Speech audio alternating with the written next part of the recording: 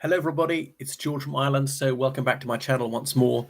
Anyways, you probably know I'm following this Ukraine war almost obsessively, and it was fascinating to find out a couple of days that Russia is no longer pardoning prisoners who volunteer to fight.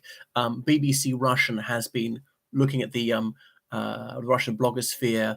Minor announcements, obviously, got its confidential sources. There are almost no BBC journalists in Russia. The redoubtable Stephen Rosenberg is there. He's been there for like 30 years. But the BBC evacuated all its Russian staff at the beginning of the so-called special military operation on the grounds it was dangerous for them, that the Ruskies might decide they're spies, is a way for them to have leverage over the BBC. They'd be effectively hostage, and they'd be even less hesitant to fling a Russian in some ghastly dungeon for decades than they would they would a Westerner.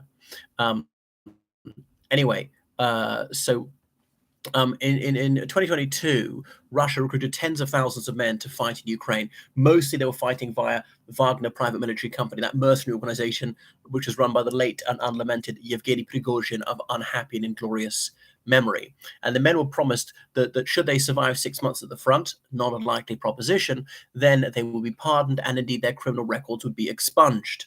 No matter how inexpungible their crimes, or how ineffaceable their wickedry.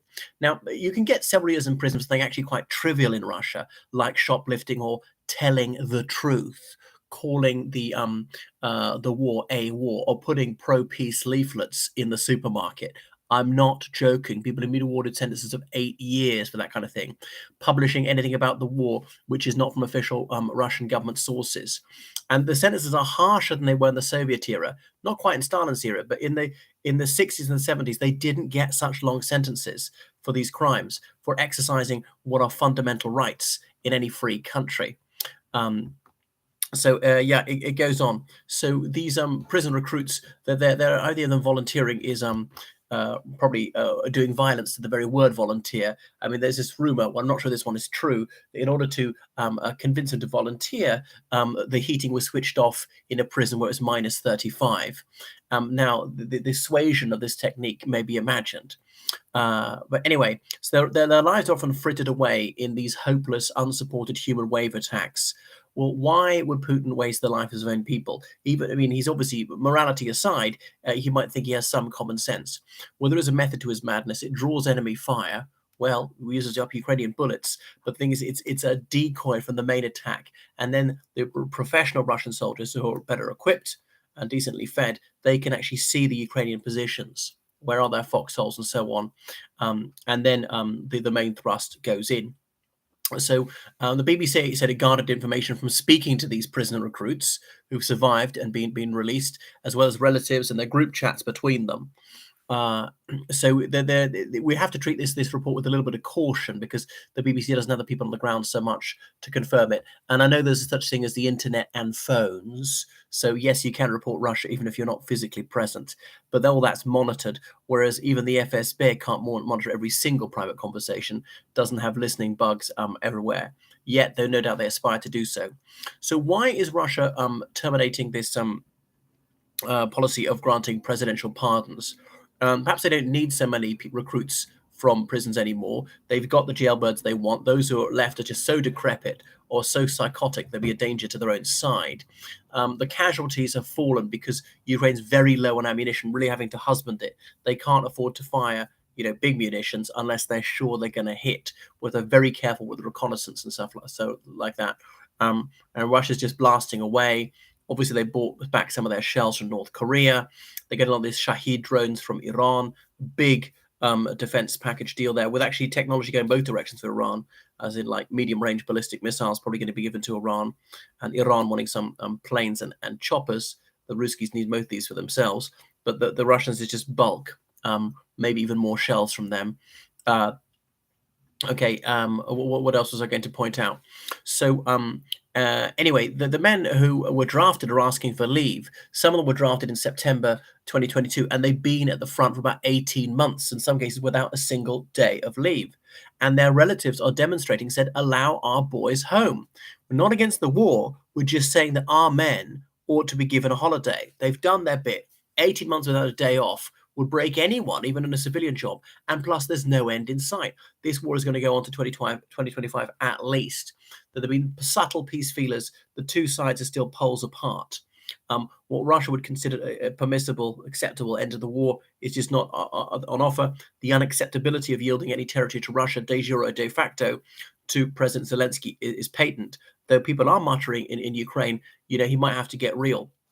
And because at least 50,000 Ukrainians have been killed, and they've regained very little. About 82,000 Russians were estimated to be killed by November last year.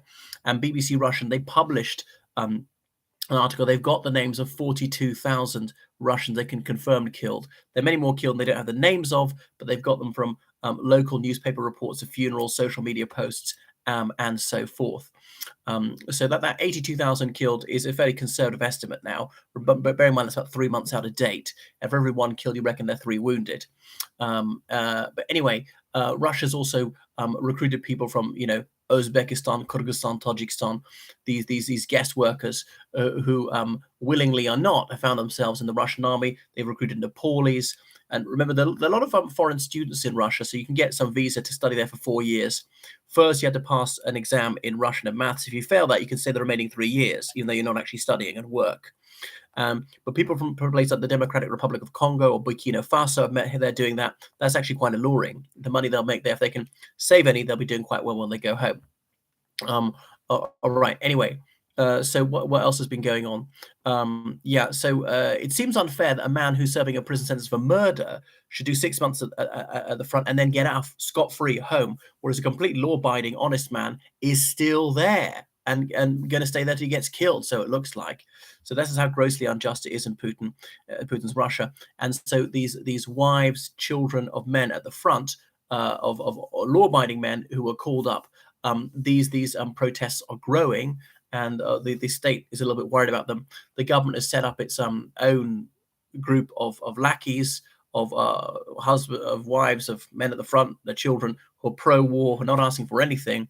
Are their husbands even at the front? Maybe not. Or maybe they were very briefly. They've been come back, given leave. Elite connected families, no doubt. So some prison recruits have been kept at the front well after 6 months. The Russian government breaks its promises. Well, surprise, surprise. And even after that 6 months, the court must decide that, yes, it is safe to pardon the chap and he doesn't need more prison time to reform him. Well, that's very caring of them. But there's been growing disquiet in Russia over thousands of criminals who've survived 6 months in the front, been granted a pardon, and then returned home to commit more grave felonies, including murder, and dozens of them. Not dozens by one individual.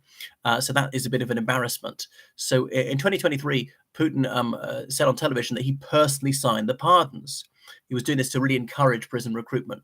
He claimed that reoffending rates amongst these jailbirds who served in Ukraine was 100 times lower than usual. I very, very much doubt every word he says. I mean, any statistic he say, I wouldn't believe it. He said one head, I would have to check. But he's now seeking to distance himself from pardons because it's becoming embarrassing. Anyway, so there isn't such a manpower shortage at the moment, but I think a lot of this they'll push back to just after that 17th of March presidential election. Expect mobilization then. Right, thank you so much for watching the channel. Make sure you subscribe on Patreon, donate on PayPal. GeorgeCallahan79@gmail.com. Goodbye.